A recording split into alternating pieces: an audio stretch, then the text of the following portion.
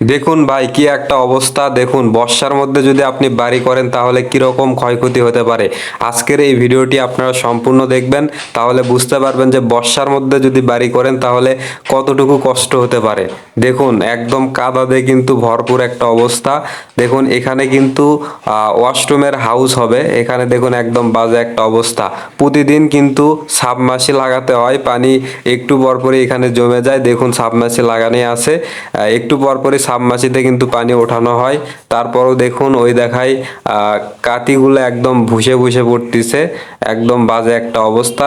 যিনি বাড়ির মালিক আছেন তার কাছে আমরা যাব, যে যারা আসলে এই বর্ষার মধ্যে বাড়ি করার পরিকল্পনা ভবিষ্যতে করতেছেন, তো তাদের জন্য তার মুখ থেকেই শুনবো যে আসলে বর্ষার মধ্যে যারা বাড়ি করবেন তাদের জন্য কতটুকু কষ্ট হতে পারে।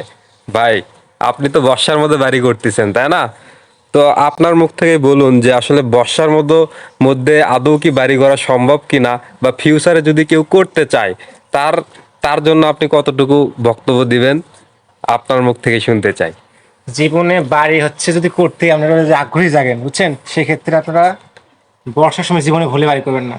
যেমন ক্ষতিকর দেখেন হচ্ছে আমাদের হচ্ছে যে ওয়াশরুমে যে মলটা পড়বে, সারা যে যে হাউসটা, এই হাউসটা অলরেডি ভেঙে পড়ছে, সাথে হচ্ছে সিমেন্ট মশলা যা গেছে গেছে, এটা কোনো বিষয় না, তারপরেও এখনো কাজ করা সম্ভব হচ্ছে না।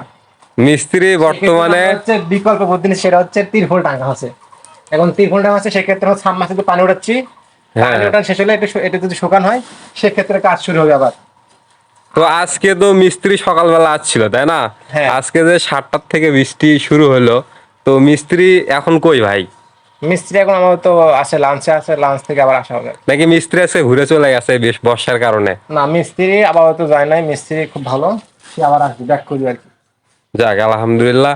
কিন্তু ভাই ভুলেও ফিউচারে যদি কেউ বর্ষার মধ্যে বাড়ি করার পরিকল্পনা মানে মাথার মধ্যে চিন্তা করে থাকেন, তাইলে এরকম কিন্তু ভাই পস্তাতে হবে। দেখুন একদম কিন্তু মাটি সবকিছু ভুসে ভুসে পড়ে যাচ্ছে। এই দিকটা যদি আপনাদেরকে আমি দেখাই, এটা মূলত ওয়াশরুম হবে। দেখতে পাচ্ছেন কি একটা অবস্থা।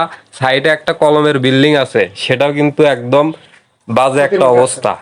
এটাও কিন্তু যে কোনো সময় মাটি ভেঙে পড়ে যেতে পারে। এই হচ্ছে বর্তমান অবস্থা, আর কিছু বলার নাই, বুঝছো।